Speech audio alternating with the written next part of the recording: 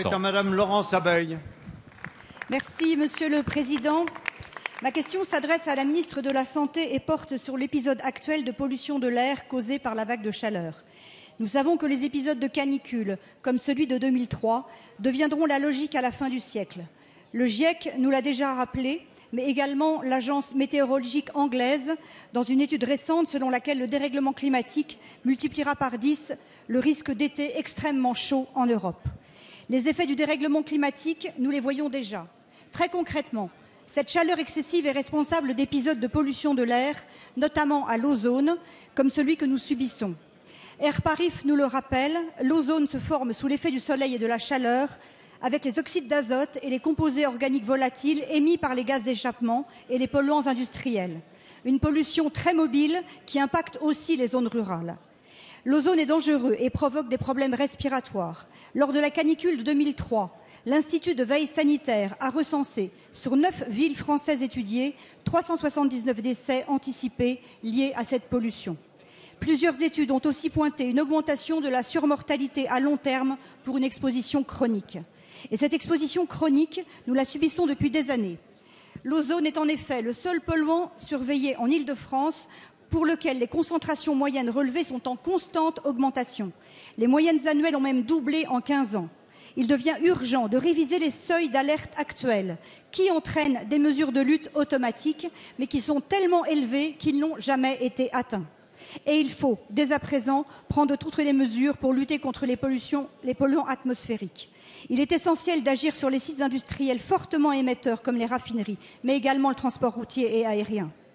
Madame la ministre, quelles mesures vont être prises à court terme, mais également à long terme, pour lutter contre cette pollution qui accroît les risques de mortalité lors des épisodes de canicule?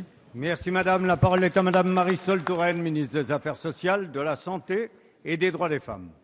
Merci Monsieur le Président, Mesdames, Messieurs les députés. Madame la députée Abeille, actuellement la France connaît de fortes chaleurs, une canicule qui a pour conséquence de provoquer des pics de pollution dans certaines agglomérations, en particulier dans l'agglomération parisienne. Vous me permettrez de saisir l'occasion que me propose votre question pour appeler chacune et chacun à la vigilance, en particulier les personnes les plus fragiles dans cette période de chaleur intense.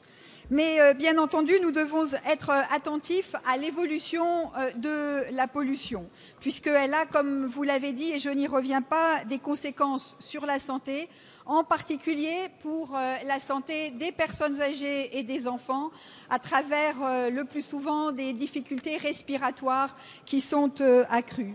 Nous devons donc agir à la fois à court terme et dans le long terme. Dans le long terme, des mesures fortes sont d'ores et déjà prises et annoncées en matière de transition énergétique qui doivent permettre de changer la donne. De façon plus immédiate et compte tenu des épisodes précédents que nous avons connus, nous avons lancé une mission interministérielle pour pouvoir déterminer de façon plus précise le type de mesures automatiques qui pourraient être prises lors des pics de pollution, par exemple les mesures de restriction de la circulation. Et actuellement, Madame la députée, je veux vous dire que nous suivons très attentivement l'évolution de la situation pour déterminer si de telles mesures seraient nécessaires. Enfin, dans le cadre de la loi de modernisation de notre système de santé, ont été adoptées en première lecture des mesures qui permettent de mieux informer nos concitoyens sur la situation des pics de pollution et sur l'impact en matière de santé. Vous le voyez, Madame la députée, le gouvernement agit, il continuera d'agir pour la santé dans le cadre de la COP 21, mais nous sommes mobilisés. Merci Madame.